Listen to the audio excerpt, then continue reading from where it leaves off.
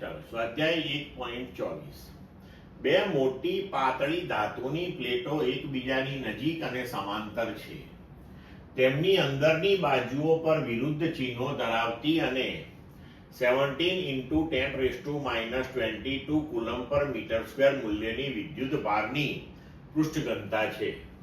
તો એ પ્રથમ પ્લેટની બહારના વિસ્તારમાં, બી બીજી પ્લેટની બહારના વિસ્તારમાં, સી બંને પ્લેટોની વચ્ચેના વિસ્તારમાં વિદ્યુત ક્ષેત્ર E શોધો. બરોબર.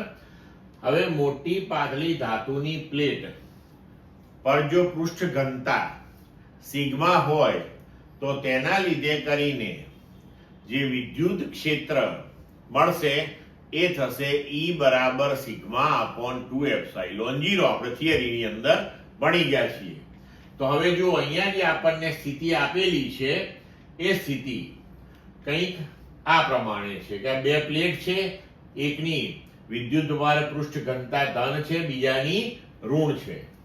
તો હવે આ પહેલી પ્લેટ આપણે લઈએ તો એનું વિદ્યુત ક્ષેત્ર ડાબી બાજુએ બહારની તરફ અનંત સુધી, જમણી બાજુએ પણ બહારની તરફ છેક અનંત સુધી. બરોબર.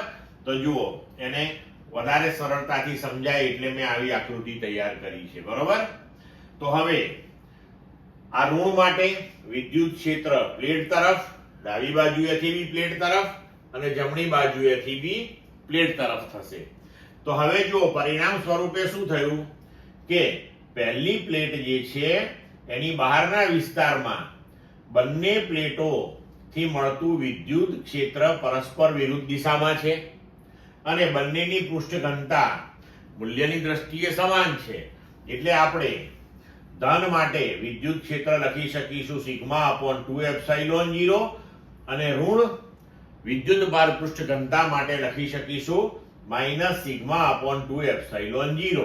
આ બંનેનો સરવાળો કરીએ એટલે પરિણામ સ્વરૂપે આપણને 0 મળશે.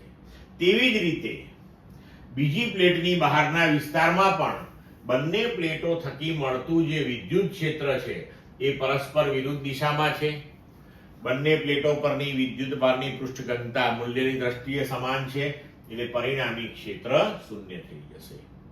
જ્યારે બંને પ્લેટોની વચ્ચેના વિસ્તારમાં બંનેનું વિદ્યુત ક્ષેત્ર સમાન દિશામાં આવી રહ્યું છે એટલે σ/2ε0 પ્લસ σ/2ε0 બરાબર σ/ε0 થશે. તો હવે આપણે અહીંયા લખી શકીએ કે પ્રથમ પ્લેટની બહારના વિસ્તારમાં બંને પ્લેટોના ક્ષેત્રો સમાન મૂલ્યના અને વિરુદ્ધ દિશામાં હોવાથી પરિણામી ક્ષેત્ર 0 થાય. તેવી જ રીતે બીજી પ્લેટના બહારના વિસ્તારમાં પણ બંને પ્લેટના ક્ષેત્રો સમાન અને વિરુદ્ધ દિશામાં હોવાથી પરિણામી ક્ષેત્ર 0 થાય. બે પ્લેટોની વચ્ચેના વિસ્તારમાં એક જ દિશા છે બંને ક્ષેત્રોની માટે પરિણામી ક્ષેત્ર σ/2ε0 પ્લસ σ/2ε0 બરાબર σ/ε0. હવે સિગ્માનું મૂલ્ય આપણને આપેલું છે, ε0 હંમેશા આપ્યું હોય તે મૂલ્ય ગોઠવી દઈએ.